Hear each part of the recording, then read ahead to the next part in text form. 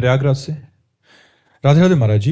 महाराज जी, जीवन में महत्वपूर्ण क्षणों पर निर्णय लेने से पहले बहुत डर लगता है कि पता नहीं निर्णय सही होगा या नहीं। आपने तो 13 वर्ष में भगवत प्राप्ति के लिए घर छोड़ने का निर्णय ले लिया था। आपको डर नहीं लगा कि पूरा जीवन बीत जाएगा, या भगवान मिलेंगे या नहीं मिलेंगे, या यात्रा अधूरी रह जाएगी तो क्या होगा? प्रीति न काहू की कानी विचारे, मार्ग अपमार्ग विथकित मन को अनुसरत निवारे। जब प्रीति का रंग चढ़ता है तो आप मार्ग में जा रहे हैं या अपमार्ग में जा रहे हैं नहीं दिखाई देता। जैसे पतिंगा देखता है कि सामने वाला पतिंगा आग में जलकर मर गया, लेकिन वो प्यार करता है आग से, वो जाकर उसी आग में कूदता है और भस्म हो जाता है, जल जाता है। जैसे हिरन मारने वाला वीणा की धुनी में हिरन को फंसाता मारता, देखता है हिरन वो मरा, फिर भी उसके नजदीक जाता है क्योंकि उसको वीणा की धुनी से प्यार है। जैसे बढ़ती हुई नदी के वेग को किसी की ताकत नहीं कि रोक ले, ऐसे ही भगवान की तरफ चलने वाले की किसी की ताकत नहीं कि भयभीत करे या रोक ले, वो एक अमोघ शक्ति संपन्न हो जाता है। तो ये भय तब लगता है जब तुम संसार के सुखों का भोग करते हो, संसार को अपना मानते हो, तब लगता है इनके बिना कैसे जीऊंगा। भागा घर से, 2 प्रश्न उठे थे हमारे अंदर, हमें याद है 2 प्रश्न उठे थे। गांव से जे भी निकले तो एक बार गांव की तरफ देखा, आज तक नहीं देखा दोबारा, बस वही आखिरी दर्शन था गांव का 13 वर्ष की अवस्था में। यार घर से निकलेंगे कहाँ रहेंगे, उत्तर अंदर से जहां भगवान रखेंगे। यार यहां तो अम्मा भोजन दे देती, वहां भोजन कौन देगा, वो भगवान देंगे। चल पड़े कदम, और पूरा जीवन हो गया कदम बढ़ते, भगवान लड़खड़ाते संभालते वो अपनी मंजिल में चला रहे हैं। भय तो कभी लगा ही नहीं, कभी कहीं भय नहीं लगा, किसी से भय नहीं लगा। निर्भयता हमारे अंदर रही क्योंकि भगवान हमारे साथ रहे बचपन से, और हमने किसी को दोस्त नहीं बनाया। गुरुदेव भगवान के सिवा किसी का अनुसरण नहीं किया, किसी का अनुकरण नहीं किया, केवल गुरुदेव भगवान ने जो बोला उसी के अनुसार चलने की चेष्टा की। दूसरे संत महात्माओं के प्रवचन सुन लेना दूर से, सभा में बैठ के नहीं, लेकिन चलना अपनी ही चाल, जो हमारे गुरुदेव ने हमको सिखाया है, हम उसी चाल से पूरे जीवन में चलने की चेष्टा की है। भगवान की कृपा से अब तो 56-57 वर्ष की आयु होने वाली है। अब तो फिल्म का द एंड होने वाला है। किडनी फेल है, रोज डायलिसिस हो रहा है, किसी भी समय राधे श्याम हो सकता है भगवान की कृपा से। अब क्या भय, अब तो बात बन गई, अब क्या भय। बात जब बनी नहीं थी तब भय नहीं था, अब तो भय का कोई प्रश्न ही नहीं उठता है। तो ये जो सवाल उठते हैं ये सांसारिक धरा से उठते हैं, परमार्थिक 12 बजे तक हमें उत्तर मिल गया था। 3 बजे सुबह निकला और शायद है कि 7-8 बजे तक वहां पहुंचा होगा शंकर जी के मंदिर में। नागेश्वर महादेव नाम है उनका, जंगल में है एकांत में, वहीं जाकर बैठ गया। 12 बजे तक बैठा, मन में आया कि भूख लगी। अब हमें भिक्षा का ज्ञान ही नहीं था कि भिक्षा मांगना चाहिए, विद्यार्थी जीवन जिए थे अभी तक, तो चुपचाप बैठे थे कि अब कैसे हुई। और डर था कि कहीं मन भयभीत ना कर दे और घर वापस न पहुंचा दे, क्योंकि मन है। इतने में एक आदमी आया और बोला यहाँ सूरदास बाबा रहते थे, आप जानते हो? तो हम कहा नहीं, हम तो अभी थोड़ी देर पहले आए हुए हैं।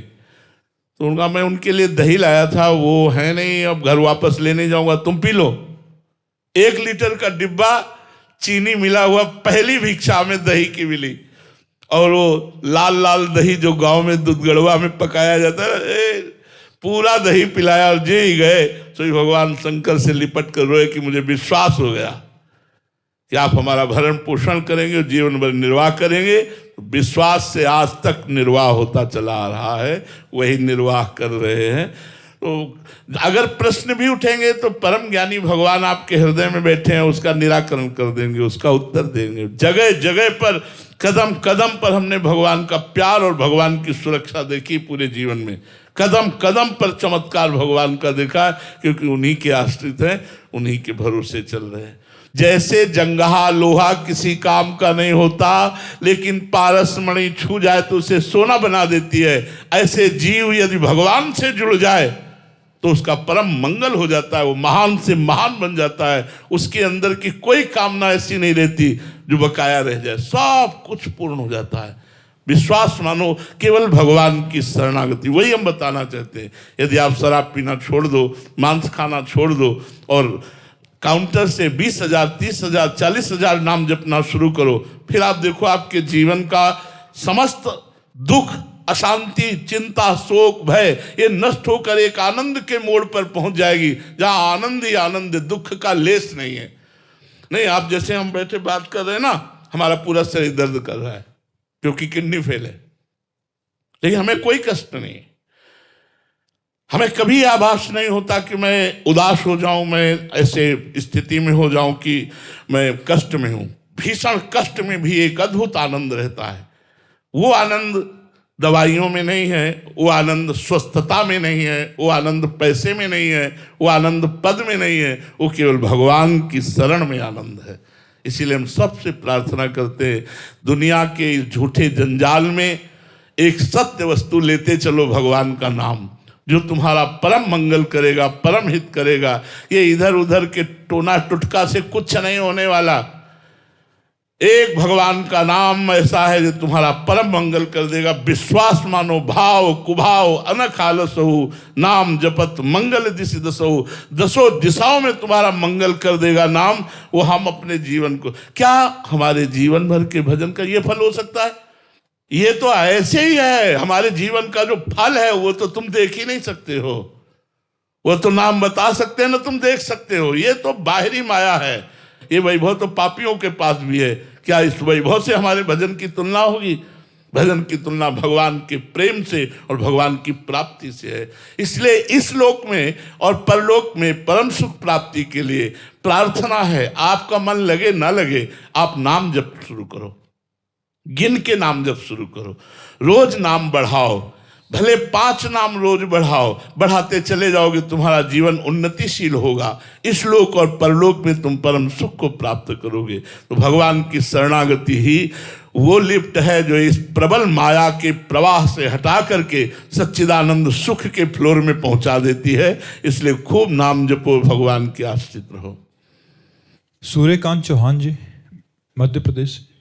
राधे राधे महाराज जी। महाराज जी, मेरा प्रश्न है कि भगवत साक्षात्कार होने से पहले विविध प्रकार की दैवी संपदा, प्रलोभन आते हैं। महाराज जी, आपके सत्संग में सुना अप्सराएं, रिद्धि सिद्धि, ब्रह्मा जी का पद। यार भाई देखो, सुनो, अप्सराएं तो तब 100 रुपए में तुम्हारा दिमाग फेल हो गया तो तुम्हें 1 करोड़ की चेक देने की जरूरत क्या है यार? हमारी बात समझ रहे हो? मृत्यु लोक की ही आकर्षण वृत्ति से तुम फेल हो चुके हो, तो अप्सरा कहां से आएगी? सुनते हो क्या किसी महात्मा के पास अप्सरा आ रही है? यहाँ बहुत छोटी स्थिति में गिर जाते हैं। 100, 200, 500, 1000 रुपए में घंटा 2 घंटा भगवान को भूल जाएंगे। और जबकि त्रिभुवन की राजलक्ष्मी देने पर भी आधे पल के लिए जो भगवान का विस्मरण न करे, वो महात्मा इधर उधर की मृत्यु लोक की भोग सामग्री में जब हम फिसल जाते हैं तो हमारे लिए ब्रह्मलोक की और स्वर्गलोक की भोग सामग्री क्यों आएगी? जब इसी में हम फिसल गए तो आगे बढ़ने की बात। अब बहुत कठिन है कलिकाल में कि कोई इस कोटि की साधना करे कि रिद्धियाँ सिद्धियाँ अप्सरा सब उतरे आकर के। बहुत कठिन है, बहुत कठिन है। इसलिए भगवान की शरणागति में सब नहीं होता, ये साधना में होता है, यौगिक क्रियाओं में। लेकिन जो भगवान का शरणागत होता है, भगवान भेजते ही नहीं। करो सदा तिनके रखवारी, जिम बालक राखे महतारी। अपने शरणागत के सामने भगवान ऐसी चीज आने ही नहीं देते जिससे लुभायमान हो जाए। वो कृपा करते हैं, और अगर लुभायमान हुआ तो ऐसा अपमान करवा देंगे कि सीधे गली चले अपने, दोबारा कभी उस गली में न जाए। जैसे नारद जी लुभायमान हुए कि हमारा ब्याह हो जाए, तो कैसा अपमान करवाया सभा में। यद्यपि उन्होंने नाराज होकर भगवान को साप दे दिया, भगवान ने साप स्वीकार किया, लेकिन नारद जी को भ्रष्ट नहीं होने दिया। जे विधि वही है, परम हित नारद सुनो तुम्हार। भक्त का परम हित, परम कल्याण करने के लिए भगवान ये रिद्धियां सिद्धियां, ये सब नाटक माया का आने ही नहीं देते। बड़े कृपालु हैं, बड़े करुणामय हैं। बकाया जो साधना में चलता है या मृत्यु लोक के भोगों से बच जाए तब स्वर्ग आदि के भोग, स्वर्ग लोक के भोगों पर विजय प्राप्त कर ले तब ब्रह्म लोक का भोग। और जो भगवान का भजन करते हैं तो ब्रह्मादिक के भोग सब विषम लागत ताई, नारायण ब्रज चंद की लगन लगी है जाई। जो भगवान श्री कृष्ण से प्यार करता है वो ब्रह्मलोक के भोगों तक को विष के समान समझता है, फिर मृत्यु लोक के भोगों की बात क्या। इसलिए ये रिद्धियां सिद्धियां अप्सरा ये शास्त्रों में लिखा अब केवल रह गया है, अब तो बड़ा मुश्किल है, बड़ा मुश्किल। कह रहे थे कि महापुरुष जन इन दैवीय प्रलोभनों से कैसे बच पाते हैं महाराज जी? यार जब हमारा लक्ष्य भगवान है तो इनका प्रलोभन क्या करेगा हमें? जब लक्ष्य भगवान नहीं तो प्रलोभन कर सकता। हमारा लक्ष्य भगवान है तो ऐसे कैसे हो सकता है? ऐसे कैसे हो सकता है कि कोई प्रलोभन हमें डिगा दे?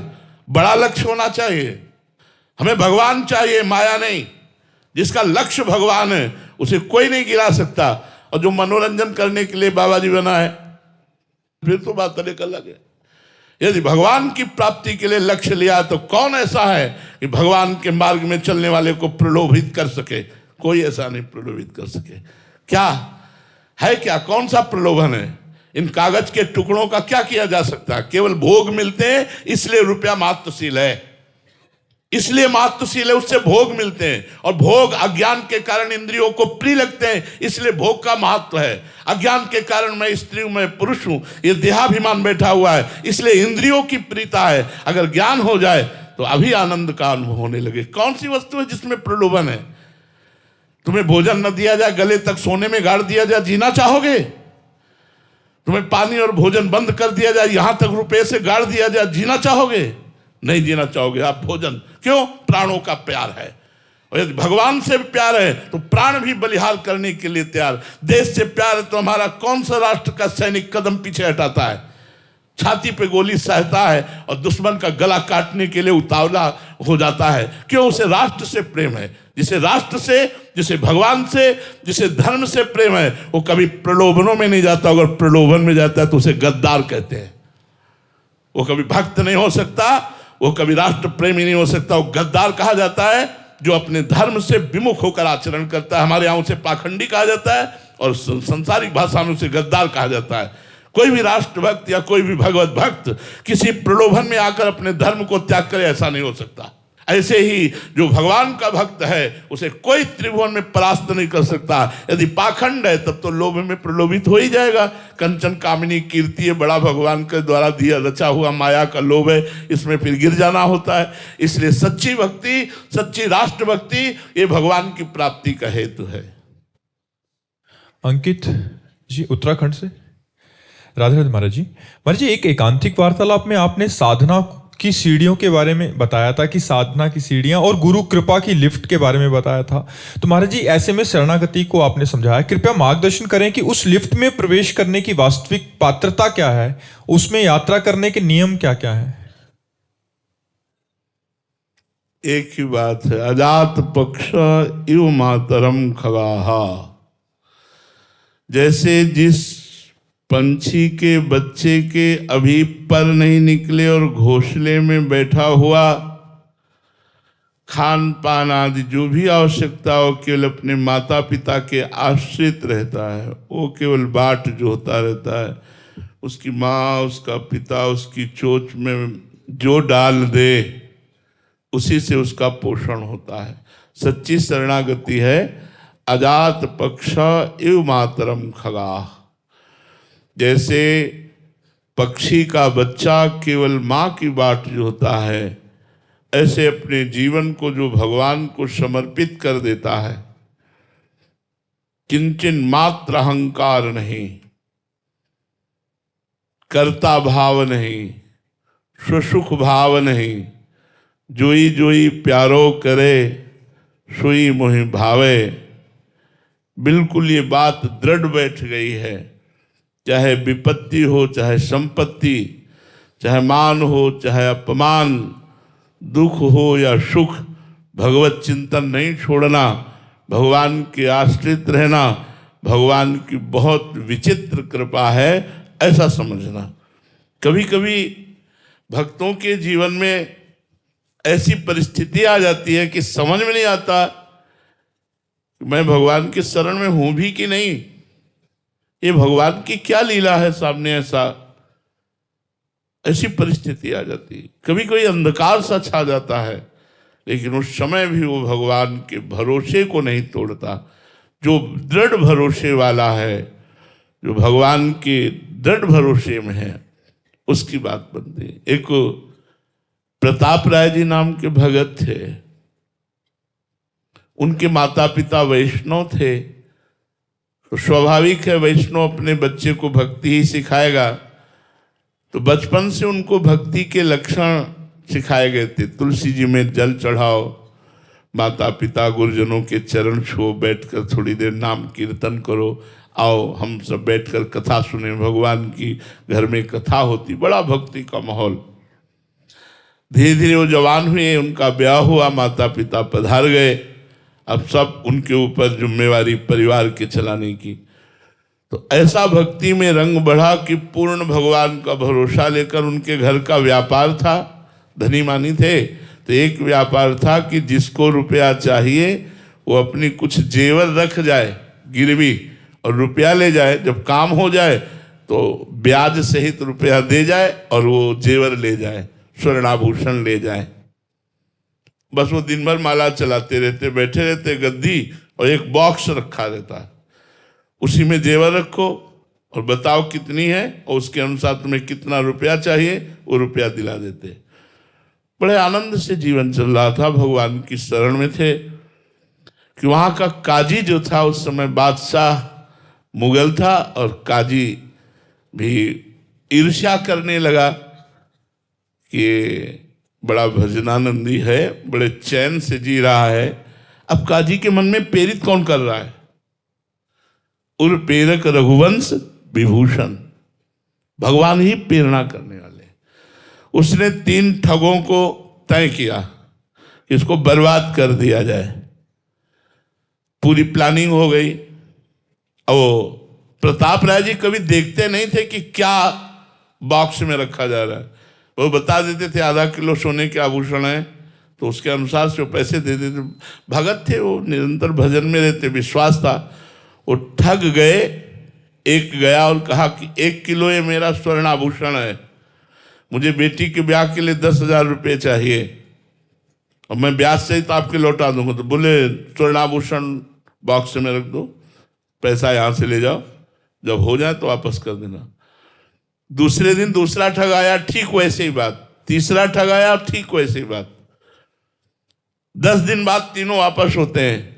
पहले वाला आया, ये आप लोग ब्याज सहित 10,000 रुपये, हमारा 1 किलो सोना दो। तो बोले जहाँ रख गए थे वैसे रखा है, उठा लो। तो उन्होंने थैली उठाई और हल्ला मचा दिया, देखो भाई ये कितना ठग है, हमने सोना रखा था, इसमें कंकड़ और पत्थर भर के रख दिए। दूसरा आया, उसने भी यही हल्ला मचा दिया। तीसरा आया, तो सबको विश्वास हो गया कि प्रताप राय जी पाखंडी है। एक झूठ बोलेगा कि 2 झूठ बोलेगा, 3 लोग बोल रहे हैं, और वो प्लानिंग काजी की थी। बादशाह के सामने बात पेश हुई। बादशाह ने हुक्म किया संपूर्ण संपत्ति जब्त कर ली जाए और उनको बंदी बनाकर जेल में डाल दिया जाए। कभी उन्होंने किसी का अहित नहीं किया था, जीवन भर भगवान का भजन किया था।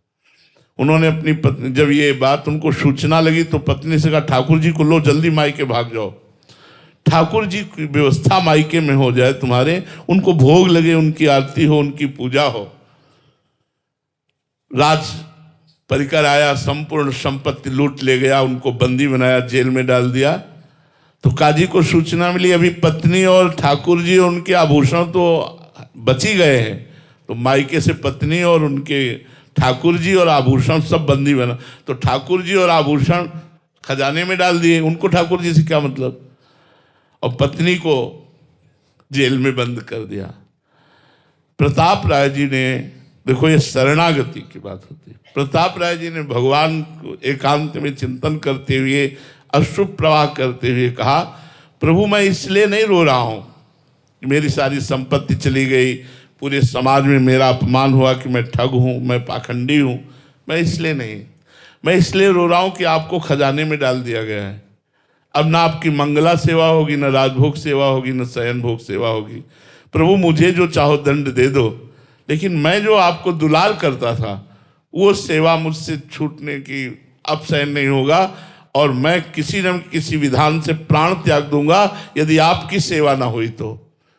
आप कोई विधान बनाओ जिससे आपकी सेवा हो, मैं जेल जीवन भर भोगूंगा। उसी समय भगवान प्रकट हो गए और भगवान ने कहा, तुम इतनी विपत्ति में भी धैर्य नहीं खोया और हमारे सुख का चिंतन करते रहे। प्रिया प्रीतम प्रकट हो गए, साक्षात भगवान का दर्शन हुआ।